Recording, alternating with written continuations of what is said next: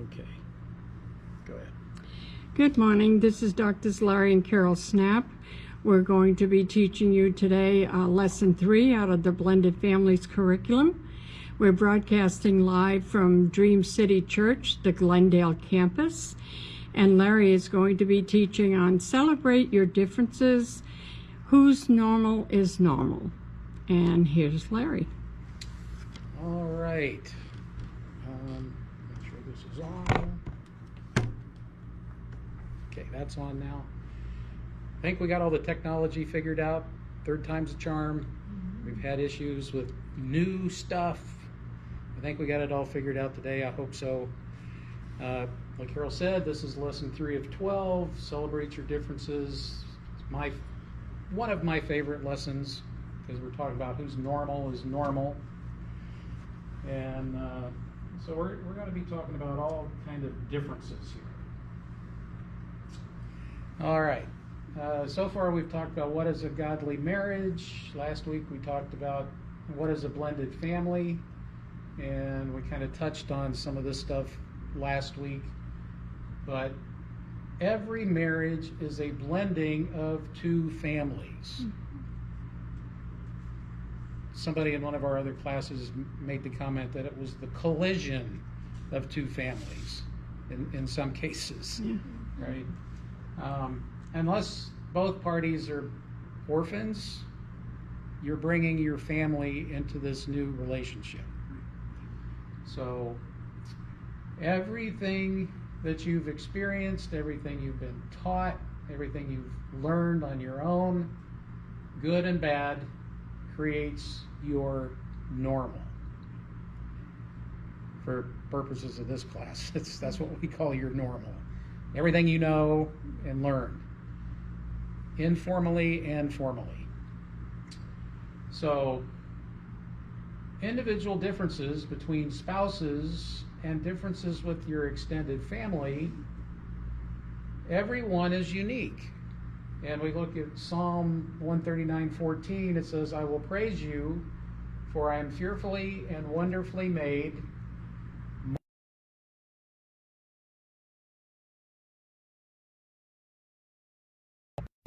So, if we know that Scripture, we should know how important we are to God and how valuable we are. So, and another Scripture says, love your neighbor as yourself. So if you know how fearfully and wonderfully made you are, then you should be able to love yourself because you were created in God's image. And somebody trying to help our sign. Come on in, guys. We just started. You're good. I am fearfully and wonderfully made. So this is how we should think of ourselves. Fearfully and wonderfully made. And like I said, we are created in God's image, and it's that image that He wants us to spread around the world and to demonstrate, because sometimes we're the only Bible that people ever get to see. Sure. So if we're showing people what God looks like, they'll have, and we're showing people what He really looks like, not what we are normally.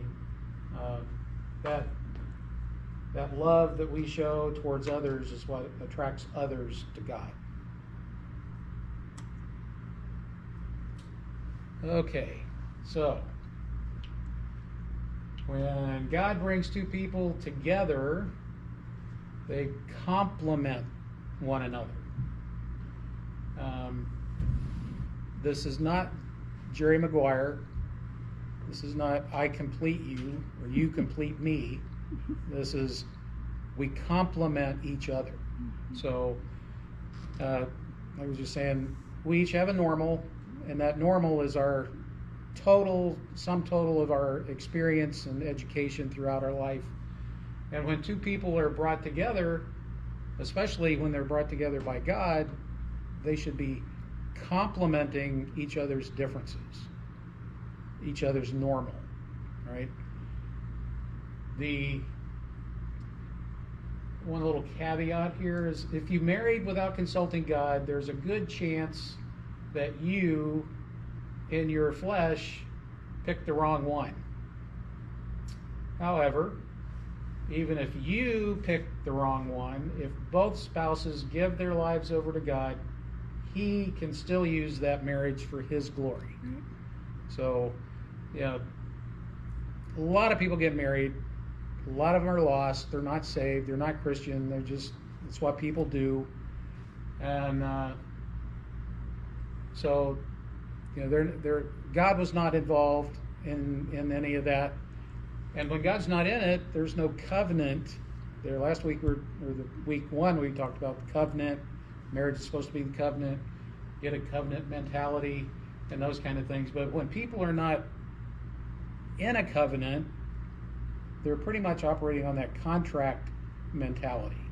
So even at that, when both parties are willing to turn their lives over to Christ, become a Christian, God can still redeem that. Whatever it was lost, He can redeem it and make something out of it for His glory. It's not for their glory, but that it's what He did for them and through them.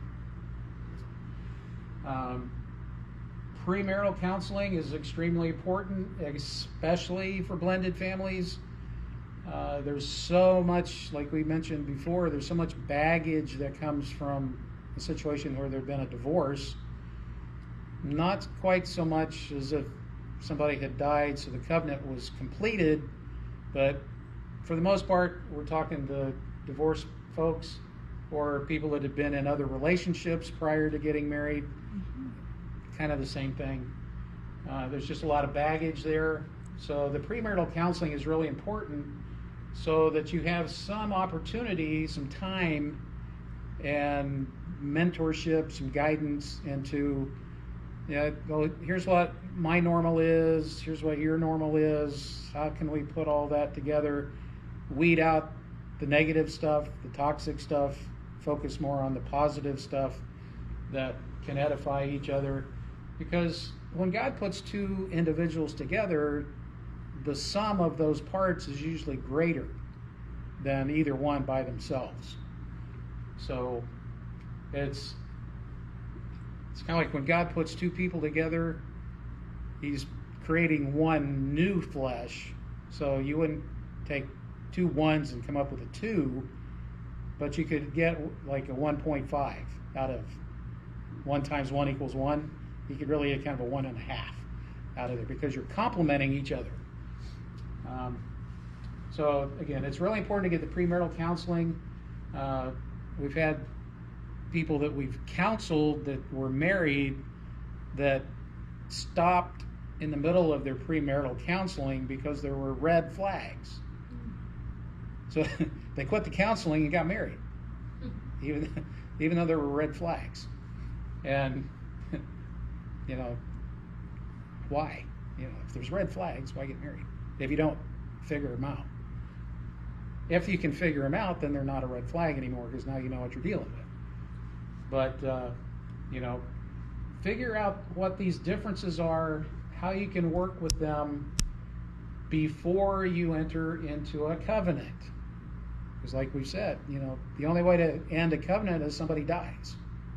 So marriage is supposed to be a covenant, till death do us part. That's the way God set it up. It's not my idea, that's the way God did it.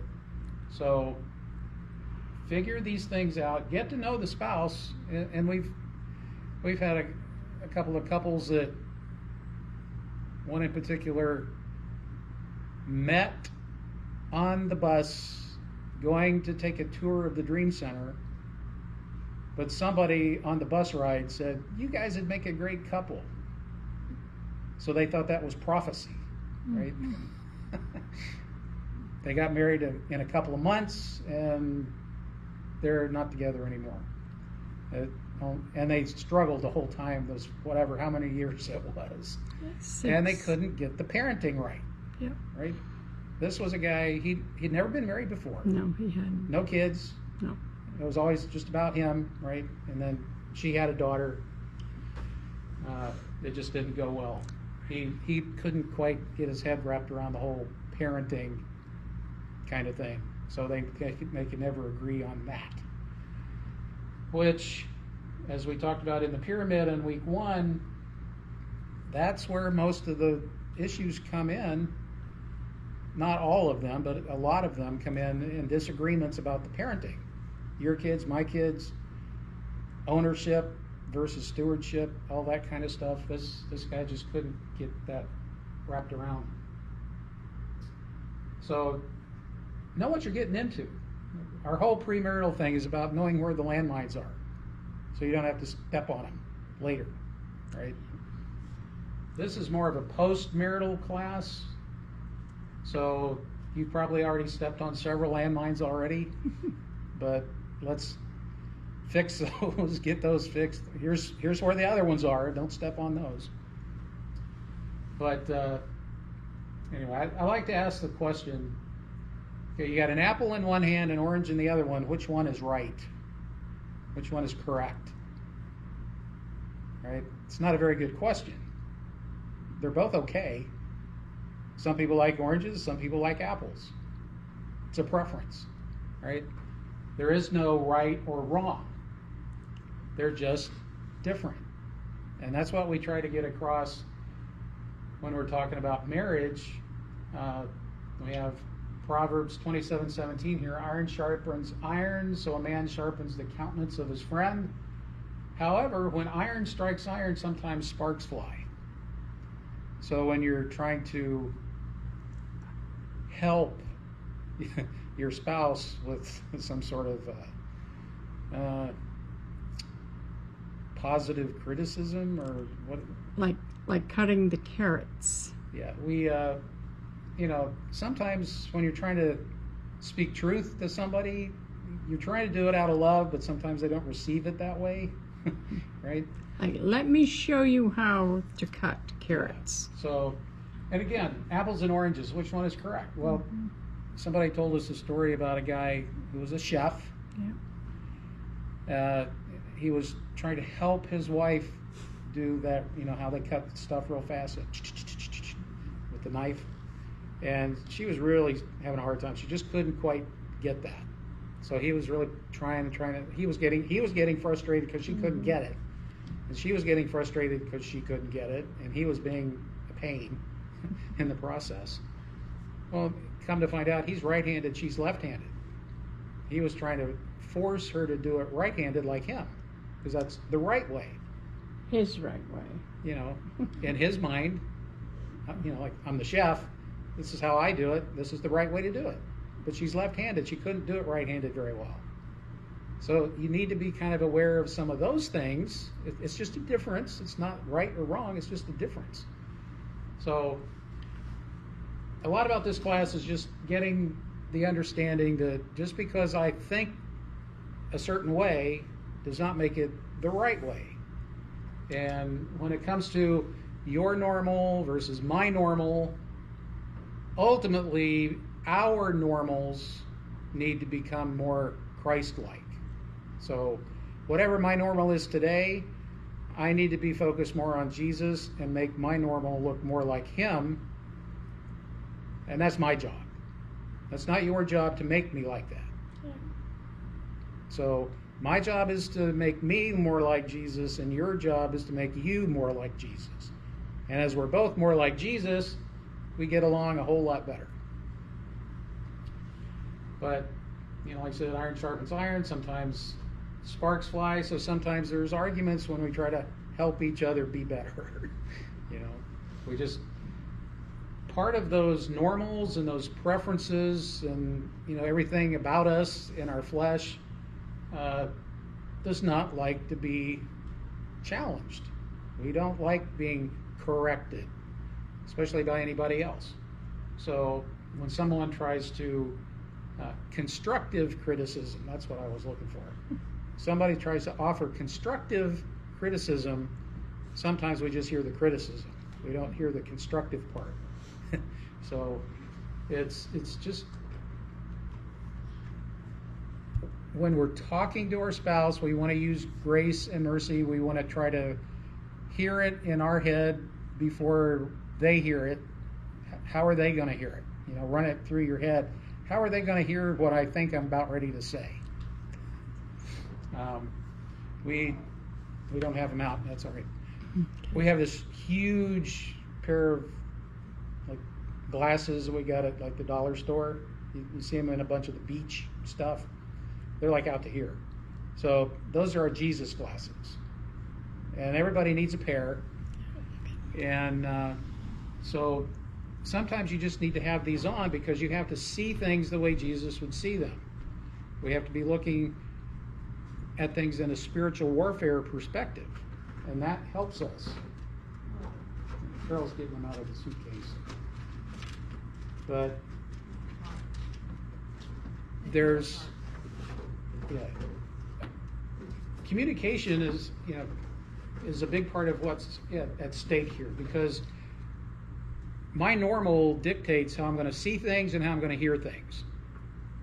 And when I hear my spouse telling me something over and over and over again, it's like, oh, here we go again. Been down this road a bunch of times. It never goes anywhere good. And so people tune out, they put the walls up, and one of the lenses came out. That's all right. What would Jesus say and what would Jesus do? And I know I used to be real aggressive, and somebody had given me this as an example. And I thought, oh, it's no big deal. And then I was in the dollar store one time and I bought a pair, and I put them on and I said that I was double checked. So I started seeing myself with those glasses on before I would respond to something that Larry might critically be telling me, you need to do it this way.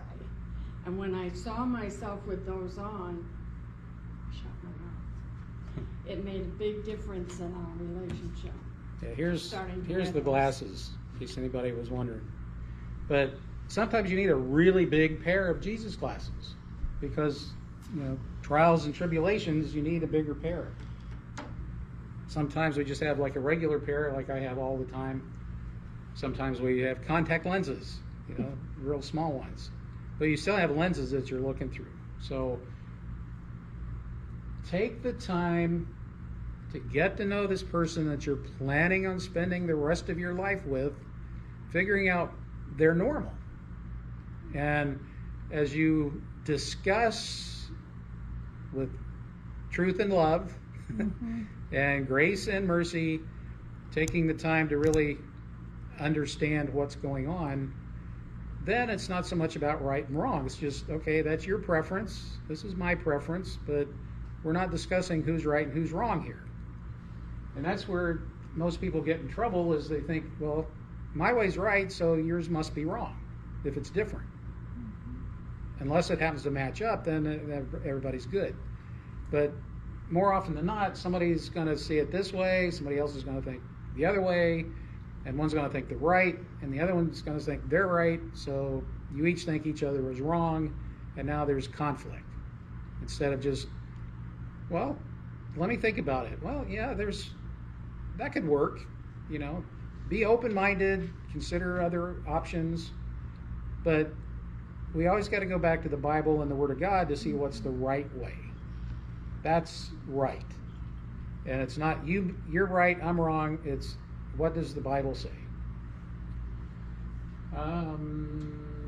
Okay, down here. Best marriages are the ones where spouses learn how to have productive discussions rather than just having arguments. Keep focused on the issue. Do not let it get personal. And that's the key right there. Keep it on the issue, and that's not that easy. We want to make it personal. Our flesh wants to get even. Our flesh wants to win the argument. But productive means having some patience, taking the time to understand what the other person really is saying, validating their feelings. You know, the last thing you want to do when you're trying to talk to somebody, especially a spouse, is discount their feelings about whatever it is, because that's disrespectful, for one thing. You're showing them you don't care, which is hurtful, and a bunch of stuff like that. But if you take the time, you have the patience and the wisdom to sit and listen, what is it you're trying to tell me? And guys, it's not about what's the problem, let me fix it so it'll go away.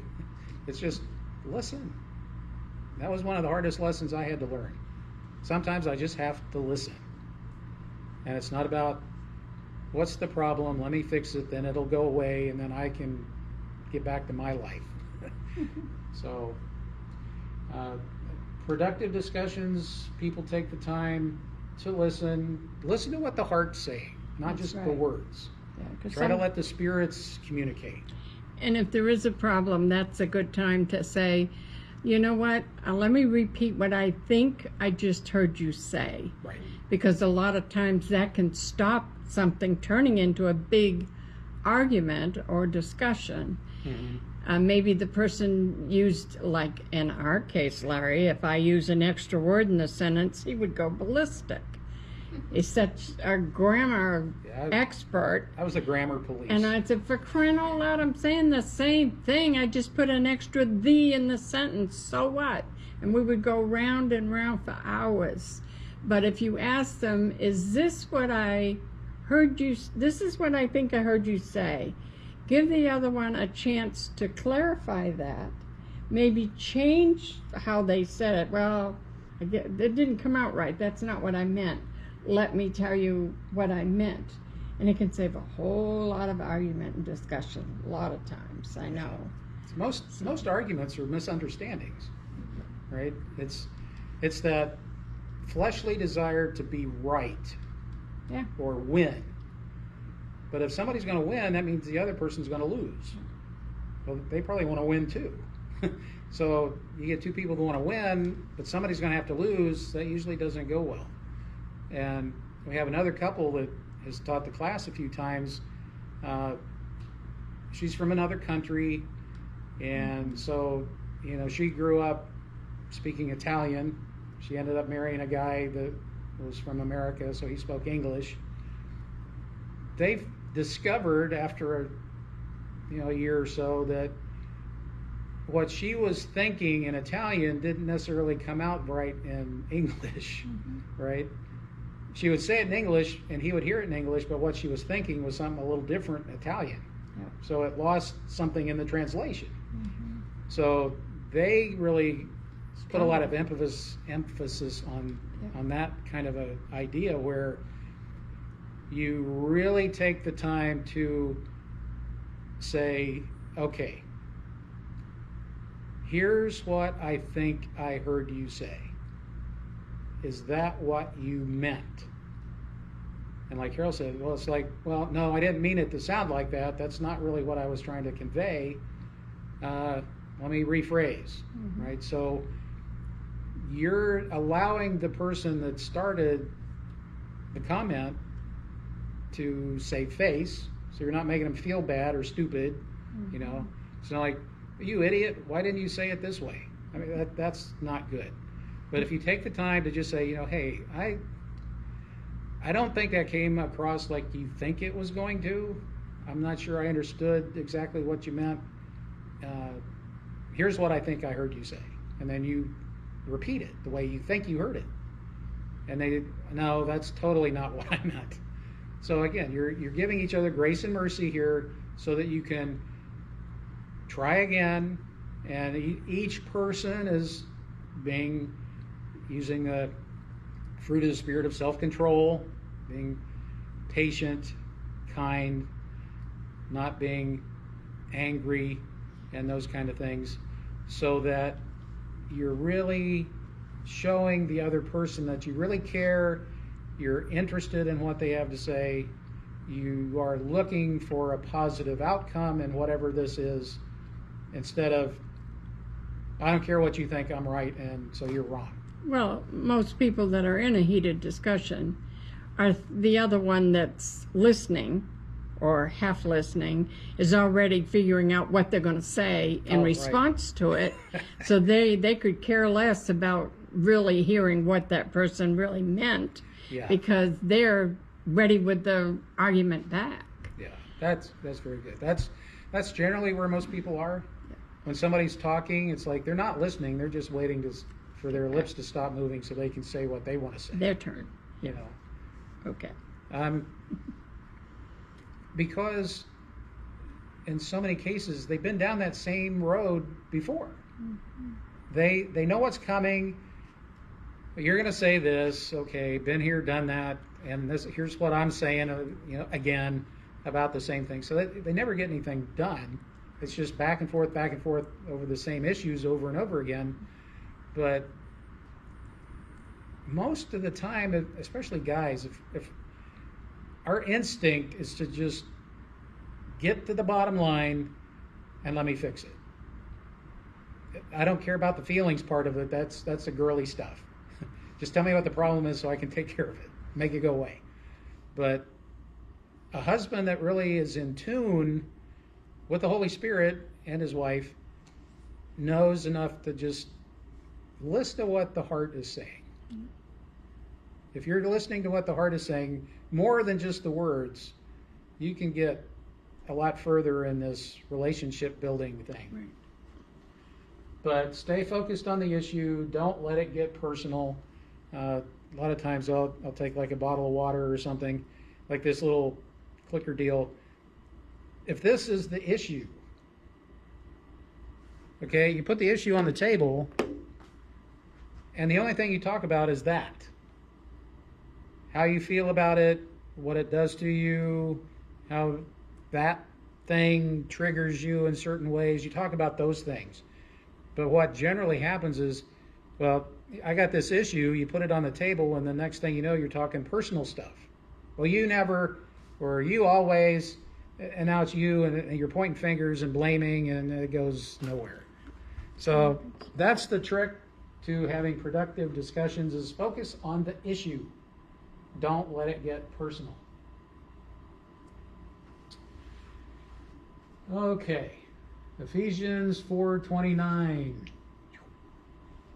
Trying to get used to using this little pointer thing. Let no corrupt communication proceed out of your mouth. Speak life into your marriage, not death. So, yeah, we all like to be, offer up that constructive criticism from time to time. But just for an example, in our case, where after 23 years, our marriage really had died. Yep. And one of those first homework items that we had to do going forward in our counseling was pray together daily. Well, what we had to do was speak life into something that was dead. It was dead. I mean, it wasn't, we had to speak life into it to resurrect it. And it was only through the Word of God that we could resurrect anything. So make sure you're speaking life into your marriage. You're looking for things to edify about your spouse, not criticize. Grace and mercy is overlooking a lot of stuff, right? If you're constantly picking apart your spouse, then they have to wonder, why am I here, right?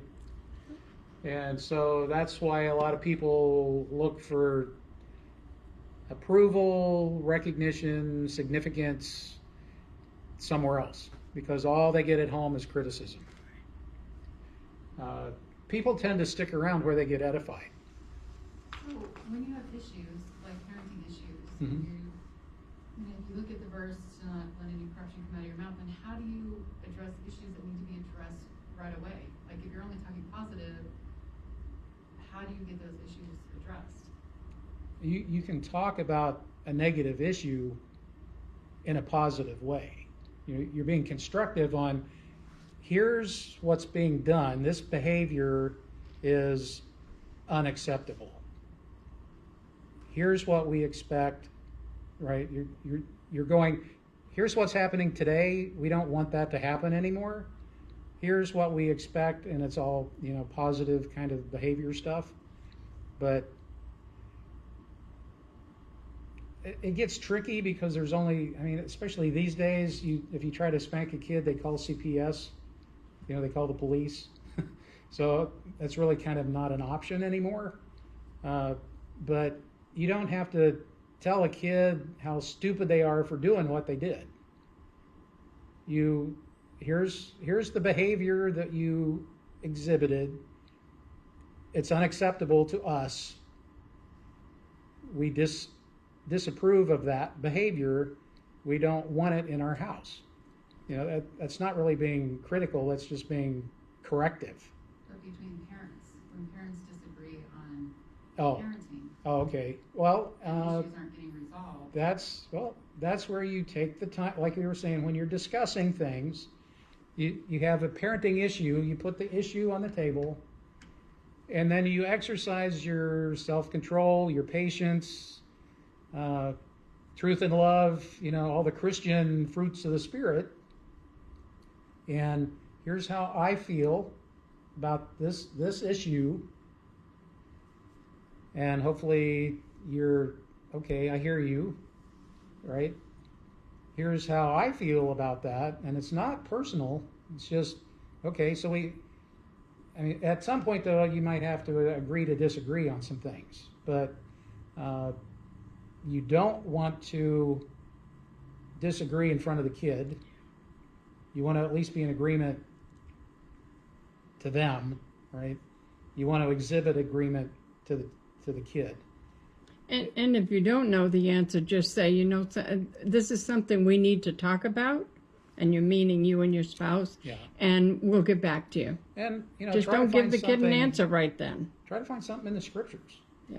Well, he always says he's gonna pray over it, but then no resolution ever happens, so we never get back to the issue, and then we end up arguing over the same issues over Right. and over and over Well, again. sometimes it's if there's a disagreement on the issue. Again, that's when you put the issue on the table, and then my recommendation would be just try to find some scriptures that address that kind of behavior, because that should be the umpire. Again, it's not I'm right, you're wrong. I'm the guy, I'm right, you're wrong. It's what does the word say? How? Because that's where the answer is in the book. But what we suggest, Larry, when there is a blended family, or when there are consistently the same issues like she's talking about, is to have a meeting, you and your spouse, and say, okay, these are going to be rules in our house. If these don't get met, this is what the consequence is going to be, and this is, all that has to be, but that both of them be in agreement. Has to be age appropriate, whatever whatever you feel it should be, but to type it up, bring all the kids in, even if kids are older and have left the house, say this is our house, we have some new rules, these are our rules and regulations. Have them read it, sign it, so they can't say next week, well, I didn't know that was a rule. But first, you and your husband to sit down and talk about it and agree upon what the consequences will be, what the punishment will be. Give them a slide the first time, but then go, they got to learn that they can't continually do that behavior. Mm-hmm. And we've done that, but the problem is then we can't agree on what that means. So clean to me is different than what clean is to him. So then the kids don't get a consistent on what is clean, what clean means, and then we end up arguing over what clean means. This is just one example. And then there's no consequences for the kids, because Has clean to be. to him is different than clean to me. Right. And he thinks I'm being unreasonable because my idea of clean is very different. And then the kids see that we're arguing over the definition, and then they run the house. Our kids literally Yeah, a lot run of the people's house. kids run the house. They're treated like they're adults, and they're not. And I'm done. What age are they? 14, 15, 16, and 2, 18. What, Yeah, what tough would, ages. what would be in your own bringing up? What would your parents have told you if the same issues you were doing in your own home with your parents? How, would they have said that's clean, that's not clean? You know, try to My rehash those kind of My things. parents were harsh, very, very harsh. Yeah. So I'd be spanked, grounded, soap in my mouth, double cleaning, washing dust off of plant leaves. I mean, those were my consequences. So, I think the issue still comes down to the parents still are not fortifying what the expectation is, and then clarifying what is clean and not clean between themselves before they release it out to the children. Right. And that creates the opening that she's talking about that allows the kids to manipulate and for the parents to disagree now Mhm. about what's clean and what's not clean. Right. And so when you set up that type of system, I think both the parents need to go in the room and say, this is how this should be run. This is how this is clean, this is not clean. You go through the room and say, this is clean, this is not clean. Not for the kids, but as the adults, this is what my Yeah. expectation is. That's- and then Well, you yeah, agree you right have to there know, on yeah. what, yeah, so you know what that other parent is thinking. There is that mindset. So there is no confusion when it Right. comes down to the discipline of the child. Yeah. And that's one of the things I don't think that is happening, because that's where we get tangled up, is because I'm like, well, I didn't know that was like, Yeah. you know, so I know you like clean, but we're talking about, 14 and, 16-year-old girls. Mhm. And so there's Even there's looking always at gonna, six a years, comb they on a know what bed, clean is. a blanket not folded up. I mean, is that worth a punishment? They know what clean is. I And mean- it's a big F you to me every single time, and he plays into it every single time. Well, and you got to follow through with consequences too. If they're not doing it, there should be something taken away for them to know that, okay, well, I guess I better do it a different way next time. But they do need to know what is expected. Okay, like you say in the plants, you want the leaves dusted the leaves. Well, they need to be shown that to know that that's what's. And we taught a class in California one time, and this one lady, she had just remarried this guy that had lost his wife 12 years before. And so she was all of a sudden a stepmom to his 16-year-old daughter. And a couple of times he didn't feel good, he was sick. And so the daughter would ask her to make her lunch. And her idea was, well, you're 16 years old. Why can't you make your own lunch? Only she didn't say it that nice. I mean, she really told us what she said. And she come up on one of the breaks and was telling us that. And my question to her was, how long has her mom been gone? And she said 12 years. I said, okay, the girl was 4 years old. Do you think the mom ever showed her how to make her own lunch? Do you think the dad took time to show her? No, he's busy working and trying to take care of the needs for her as he can. And she almost fell to the ground in tears. She said, I never thought of that. Never even thought of that. I said, sometimes we have to take the time to really explain things. But to me, that would be where the girl's coming from. Somebody's always made it for her, but nobody's ever showed her. Right, and I have shown them. And the problem, part of the problem is that the parent on the other side has worse habits than they do. Well, when they're at their house, you can't do anything Right, about that. but they come It's into when our you're in your house. house, yes, your house, Right. your rules. But our rules aren't enforced. No, they Well- have to be. We usually say that it's when the parents are in agreement, and that's the issue right now. There isn't on that issue anyway. But when there's agreement, there's authority. There's more power in the home. So Yeah. you have the power and authority to be the parents when you're in agreement. But as in this example, there's a disagreement in the parents, so the kids are kind of, the inmates running the asylum kind of thing. So life will be much different. Like, go in the room and together, you guys as the adults, and figure out, okay, what's acceptable, what's not, together. I like that idea. And come to some sort of agreement on, what you can live with, because there's got to be something in the middle, right? Because what are you teaching Not them so if you strict, don't? You're not a little teaching more them anything. strict. Come to in the middle somewhere. Yeah. Lighten up, tighten up, and meet in the middle somewhere so that you can at least agree on, okay, I can live with this, and I'm okay with that, and instead of, it has to be this way or else, and well, I don't think so. There's, somewhere in the middle there. So that's what I think that we differ is, for her, it has to be this way. And for me, I'm like, where's the middle ground? And so I'm like, there's got to be a middle ground. I'm not trying to blame her, but that's the mindset is she's a lot stricter than I am. But I'm like, okay, well, I don't necessarily agree with that. So where's the middle ground? Where we meet the middle ground? Well, that's I for feel like you I'm and her. bullied. Yeah, That's for that's- you and her to discuss, though. But you don't discuss things like you're just telling me in front of those kids, Right. because that's going to keep them doing those same kind of things deliberately to Right. get you guys still arguing.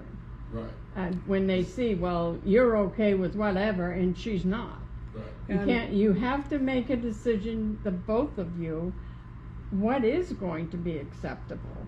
And when you're doing your daily prayer together, Yeah, those are the kind of things, yeah. bring those issues Yeah. up, God help us be You know, more.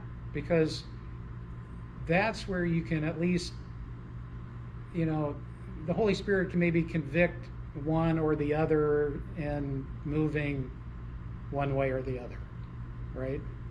But if it's just you guys trying to work it out between the two of you, it hasn't been working. So, you're supposed to be praying together daily. So in your daily prayers together, bring those kind of things up. Lord, help us find a common ground on this issue. Mm-hmm. What would you have us do about this? What would be acceptable to you? It's not acceptable to me, but is it acceptable to you? But that's a prayer thing.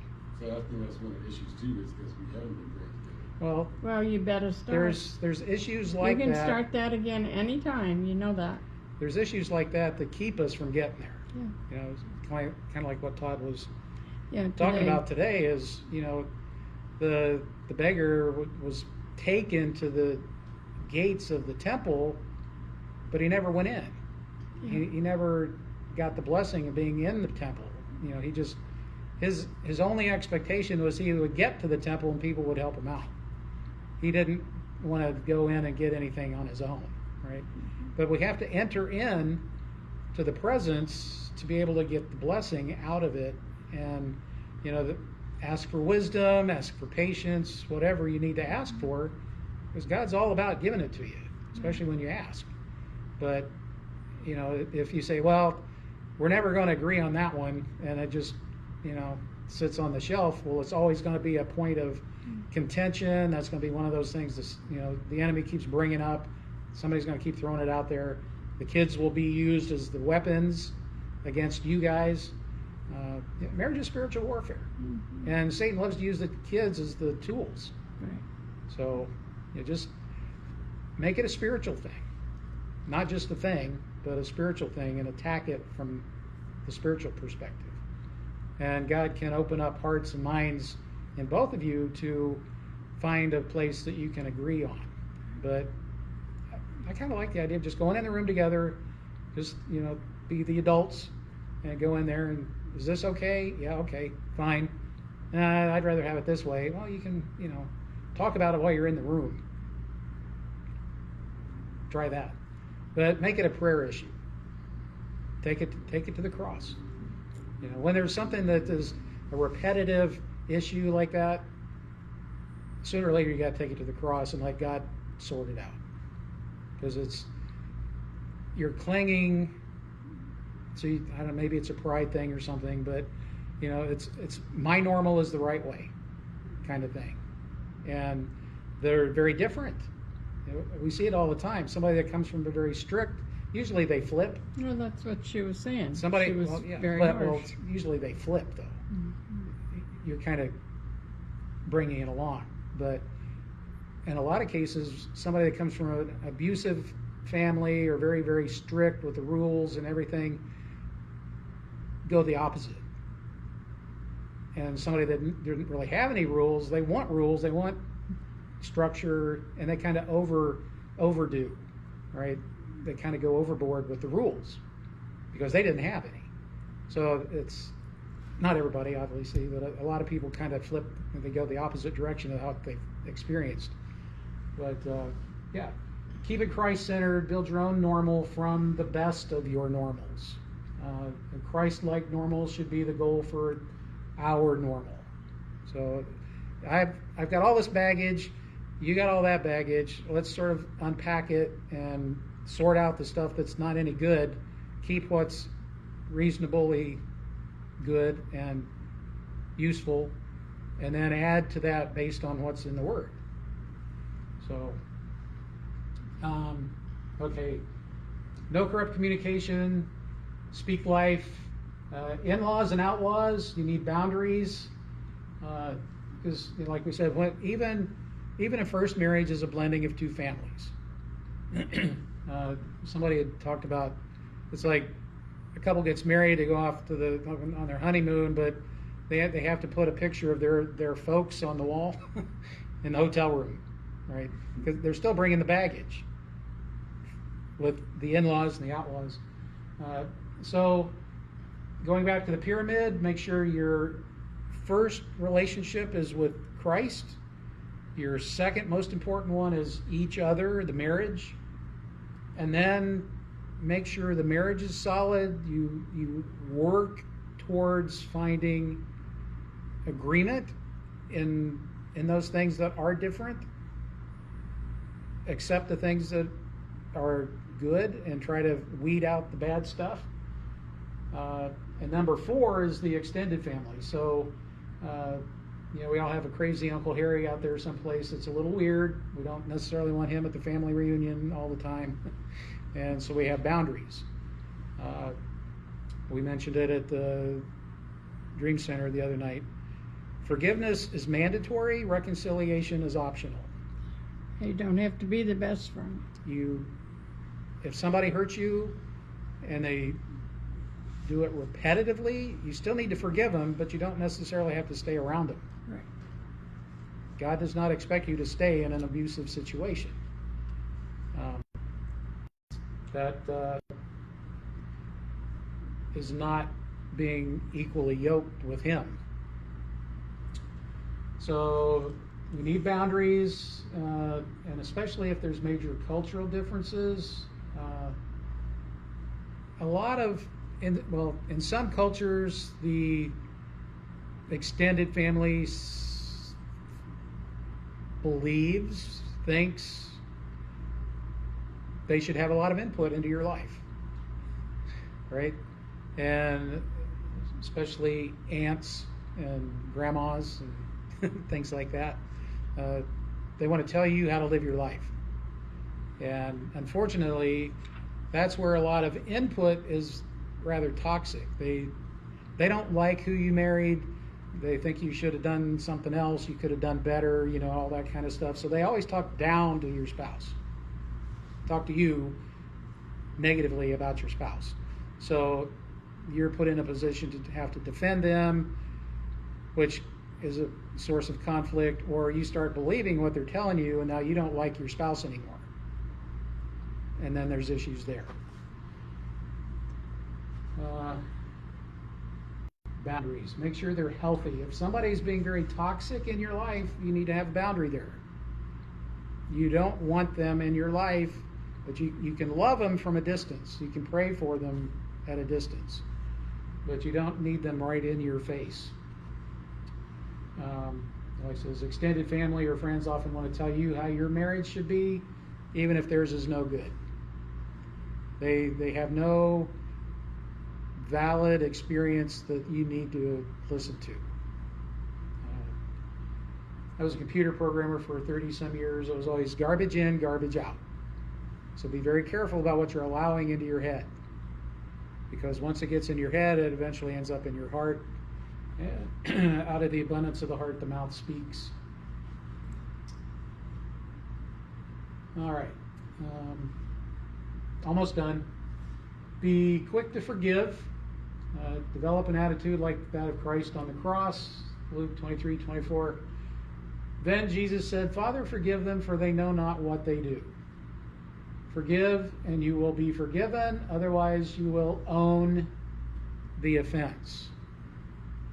Even if somebody did something to you that you were offended by, if you do not forgive them, you own it. It's your problem. It's your sin. So the trick is to not pick up the offense in the first place. Again, like this little clicker thing. If this thing is an offense and I said it in front of you, like I said something or I did something that you didn't like, well, that is the issue right there. And I'm responsible for it because I did that. If you touch it, it's yours. Now you have to deal with it. So if you pick up the offense, you have to deal with it. You have to forgive me. You have to go to God and forgive me for picking it up and that whole thing. If I like to kind of call it pre-forgiveness, because we all have certain people that we deal with on a daily basis, or every so often with people at work, especially. There's just something about them that you just don't like. They're negative. They got a negative attitude. They're critical or whatever. If you know that's what's coming, you can forgive them ahead of time. So when you do meet up with them, and they say what you think they probably would say, you don't have to go through that whole process, because you don't pick it up. It's like water off a duck's back, right? It doesn't stick to you.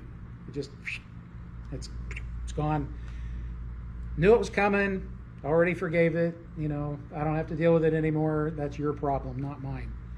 But if somebody throws the brick, throws the rock, throws a bad word at you, and you pick it up, now it's yours. They're still on the hook for doing it. But now it's yours. You have to let it go. If you didn't pick it up, you don't have to let it go. Right? So when you're having discussions and things don't go as well as you would hope, keep that in mind, that been here, done that, didn't go so well the last time. There's a good chance it'll go that way again, but I'm going to forgive it ahead of time before we even get there. So now I'm not looking to be offended this time. I'm going to use the fruit of the Spirit of self-control and maintain my composure.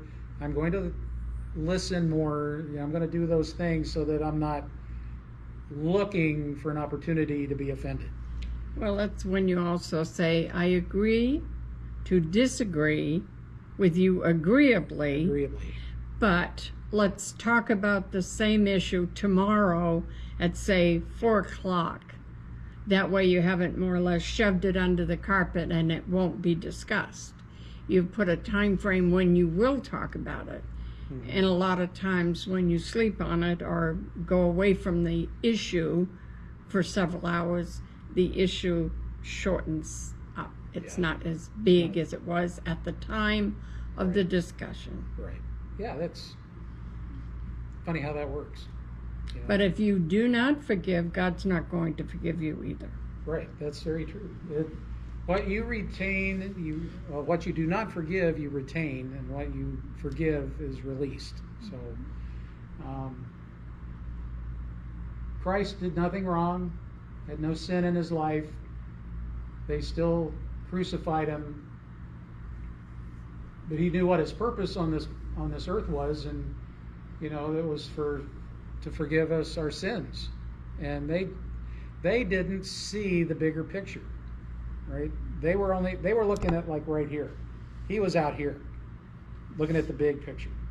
He was on the cross for all of us. They were more interested in their personal status as religious leaders and those kind of things.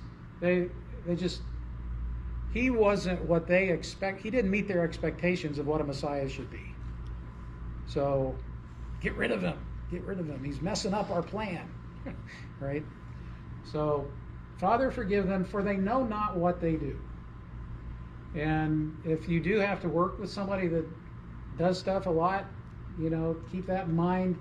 If it helps, think of them as the idiot because they don't know what they're doing. But you're the Christian, you're forgiving them for not knowing what they're doing. They don't get it. Not the idiot, but they just don't know. They don't get it. I know. That's They my just don't get it. being a little bit in my flesh. I know they're Yes. going to be the idiot, so I'm going to forgive them. Can't do that. God help them. All right, and just to kind of wrap things up here, be a peacemaker, not just a peacekeeper. James 3, verse 18, and the fruit of righteousness is sown in peace of them that make peace. I think we'll get into it in a different lesson, but we have a little graph. We talk a lot about it in the premarital. It's the conflict resolution. Right. But in this instance, there's a graph, positive, negative, up, down, all that kind of stuff. And right in the center, there's like a little circle that's Christ-centered. the Bullseye. the agreement part, the peace treaty kind of thing, where nothing is resolved, but you've agreed to not shoot each other for a while, right? You've agreed to still disagree, but you're being agreeable about it. And I just And said. it's right in the center. It doesn't do anything for the relationship. It doesn't do anything for the conflict. It's just, we're just not going to shoot right now. Yeah, but we will come back to it at another time. You have to set that. Yeah, but in most cases, there's no date set. It's just, okay, we're not going to shoot for a while. Peace treaty, Or truce. truce, right? That's really more like it. There's a truce. So we didn't fix anything, but we're just not going to shoot right now. You don't shoot, we don't shoot. And everybody's waiting for the other guy to shoot. So nobody's at peace. You're just not doing anything.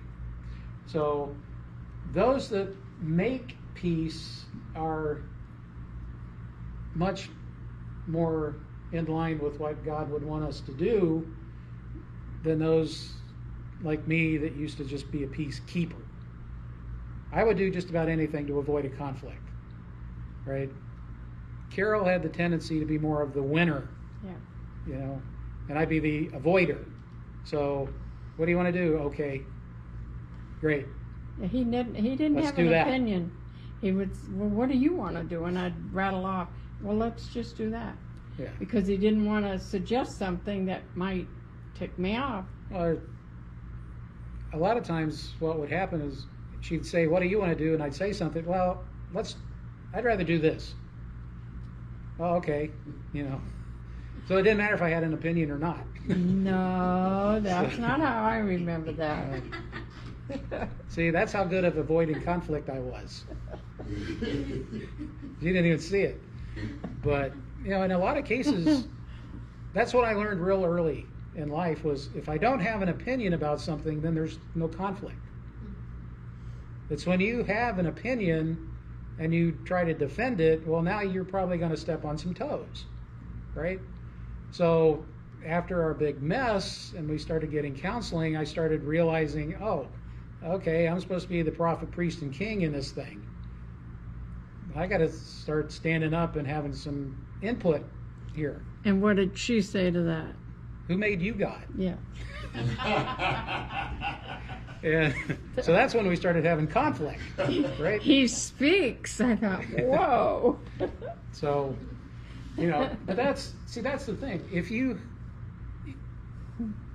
As a Christian, we should have opinions. We should be standing up for what's in the Bible, the truth, as we've been given it, right? If we're a true believer, we understand from John 14:6, God, Jesus, is the way, the truth, and the life. The way, right? There is no other way. So if we're all in on that, then we have to have an opinion. If somebody tells us, oh, there's 12 different ways to get to heaven, well, we know better, right? We have to be able to stand up for the truth as we know it, as we've accepted it. So, we see all kinds of conflict out there today because people have very different opinions and they're standing up for what they think is real and true. And that's where we get into trouble. We start, if all you do is agree with everybody else, then why are you here? But that's where I had been all these years was, what can I do to avoid a conflict? But basically it was not have an opinion, What do you want? Where do you want to go to eat? What movie do you want to see? Blah, blah, blah. Occasionally I'd throw some out. Yeah, okay, that's your turn, Well, So we do something I'd want to do. we still take turns. We see a chick flick, Yeah, and then well, we we see a still- shoot 'em up or a sci-fi. Yeah, We take turns. usually. Yeah. When you started having a voice, and you started knowing that what your responsibility as a husband and a new dad were, Larry, seeing as you brought out some of these issues, how about explaining to the people that are here what happened when you were about to get your master's degree? Oh,